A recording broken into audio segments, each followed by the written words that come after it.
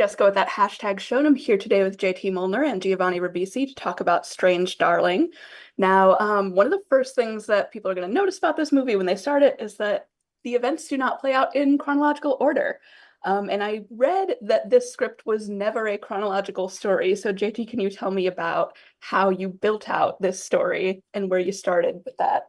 Absolutely. It all came from this initial image that popped into my head of a woman in distress running through the woods, slow motion, an archetypal final girl. Laurie Strode in Halloween.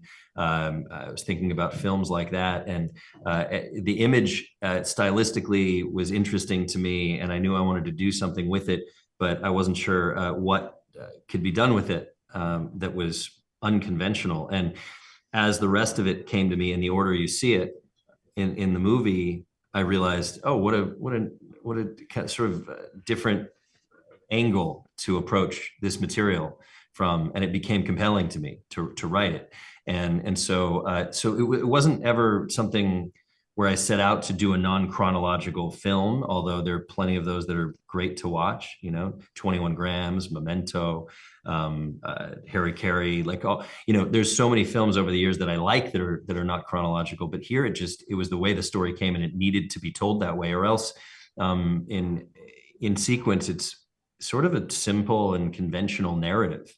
And so yeah, it came that way, and that's the way it ended up. But I think what's unique about that as well is that, first of all, the film, and as it reads with this is a screenplay, it's like nothing you've ever seen. I mean, there's something so original to it.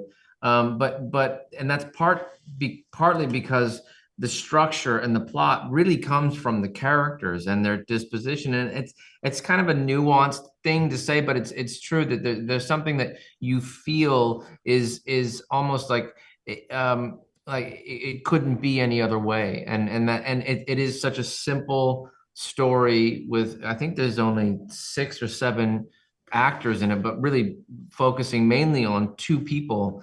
And that's difficult to do with the kind of elegance that the story had.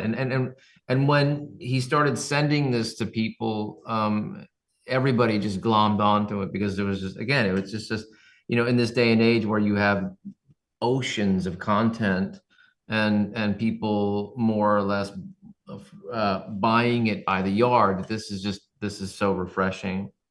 When you talk about expectation and judgment, stereotypes, it was a very interesting space to play in, sort of subverting those stereotypes and expectations. And you go to a restaurant at 5 p.m. and somebody walks in and has a temper tantrum and acts like a maniac, and you say that person's that person's a jerk or something, and but you don't know what happened to them at 10 in the morning. You don't know if somebody tried to kill them at 10 in the morning, or their wife left them, or their child was injured, or whatever.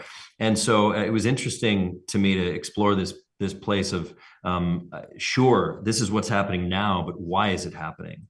Why are these characters behaving this way? And sort of getting into a place where you make the audience think about why they're placing certain judgments and certain expectations on characters based on gender or any other factor. Yeah, this one is definitely going to challenge some expectations and try to take people off guard. I like that. Yeah. Thank you so much for both talking with me today. Have a great one. Thank you. It was nice to meet you.